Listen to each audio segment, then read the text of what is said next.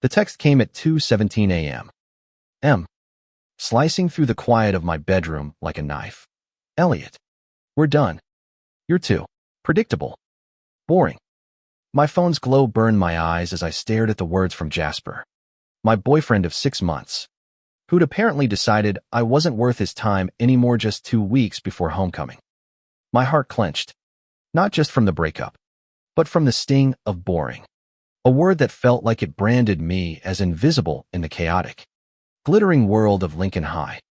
I'm Elliot Harper, 18, a senior who's more comfortable sketching in the art room than cheering at pep rallies. I've got messy brown hair, a wardrobe of faded band tees, and a habit of overthinking everything. Jasper, with his sharp jawline and sharper wit, was the opposite: electric, unpredictable, the kind of guy who could charm a room without trying. We'd met in drama club, where his flair for monologues made my quiet stagehand role seem even smaller. I thought we balanced each other, but apparently, I was just dull. The next morning, I dragged myself to school, the weight of his words still pressing on my chest. Lincoln High, nestled in a leafy Denver suburb, was buzzing with homecoming fever posters plastered on every locker, cheerleaders practicing flips in the quad, and the air thick with the scent of pumpkin spice from the cafeteria's seasonal obsession. I wanted to disappear, but the hallways were a minefield of whispers. Jasper had already moved on, strutting around with Leo, a junior with a TikTok following and a laugh that carried across the cafeteria. I kept my head down, sketching in my notebook during lunch, trying to ignore the ache. That's when Marcus Rivera, the quarterback, slid into the seat across from me. Marcus, 18, was everything you'd expect from a high school football star: broad shoulders, dark curls that fell just right, and a grin that could melt glaciers. He was Puerto Rican, raised in Denver, and carried himself with a confidence that wasn't cocky, just easy. Everyone knew he was bi, but he didn't wear it like a badge or hide it either. It was just part of who he was, like his perfect spiral pass. "Hey, Elliot," he said, his voice low but warm, like he was letting me in on a secret. "You okay? You look like you're drawing a funeral." I froze, my pencil hovering over a half-finished sketch of a shattered heart. "Just processing," I muttered, avoiding his eyes. Marcus wasn't someone I talked to often, would only shared a few words in AP Lit, but he had this way of noticing people, really seeing them. That made my stomach flip. "Jasper's an idiot," he said bluntly, leaning forward. "Dumping you like that. His loss." I blinked, startled.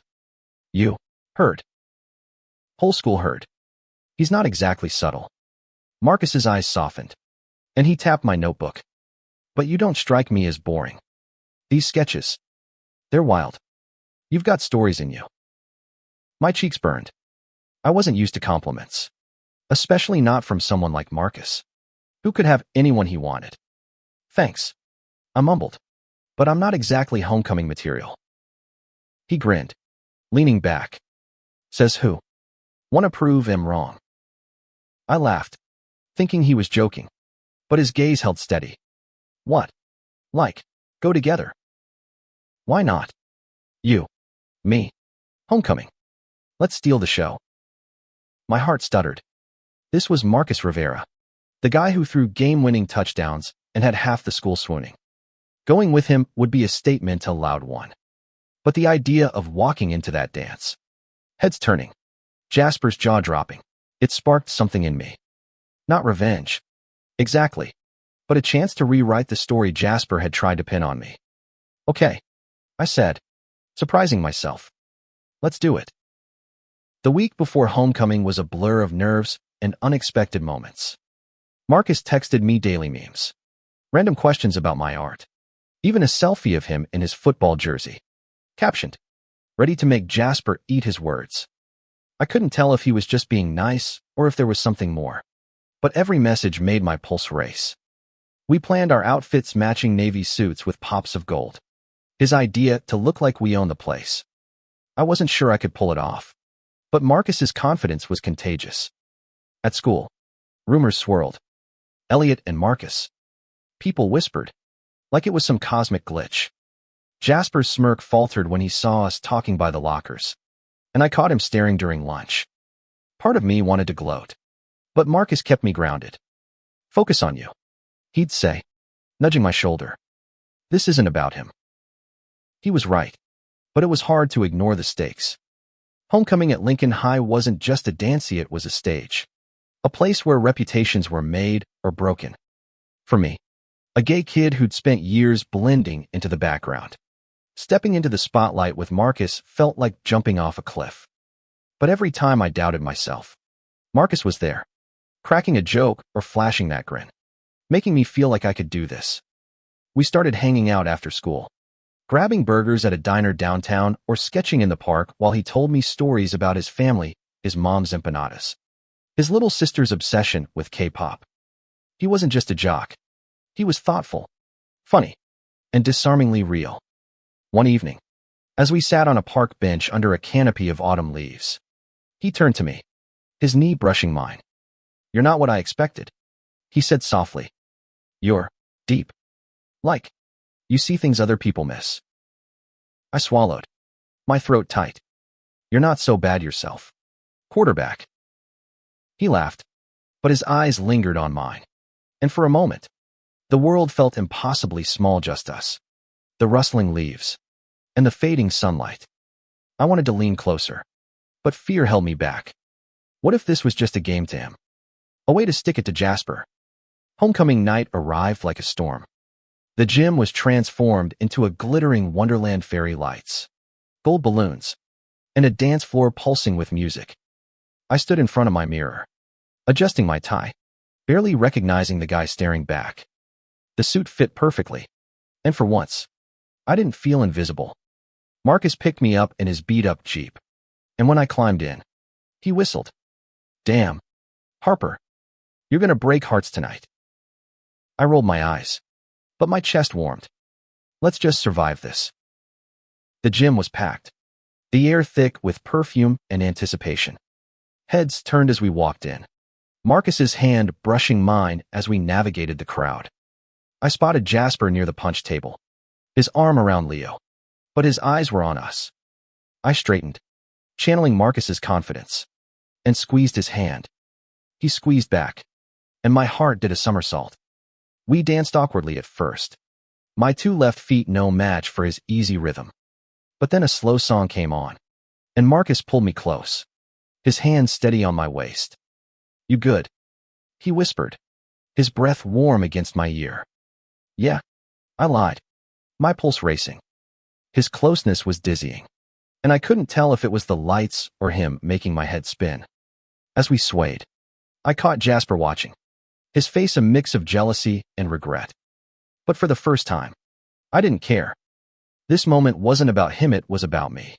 About Marcus. About the way his laugh made me feel like I could be someone bigger than boring Elliot. The night wasn't all magic. Halfway through, I overheard a group of football players snickering, their words sharp. "Marcus is just slumming it with the art kid." My stomach dropped, and old insecurities crept in. Was I just a prop in some popularity stunt? I slipped outside to the courtyard, needing air. The autumn chill bit at my skin, but it was better than the suffocating doubt. Marcus found me minutes later, his jacket off, concern etched on his face. "Hey, what's wrong?" he asked, sitting beside me on a bench. I hesitated, then spilled with whispers, the fear that I was just a pity date. Marcus listened, his jaw tight, then took my hand. "Elliot, I asked you because I wanted to. Not to prove a point. Not to mess with Jasper. I like you. The real you." His words hit like a tidal wave. "You like me?" He laughed, a little nervous. "Yeah, dude. You're kind of amazing."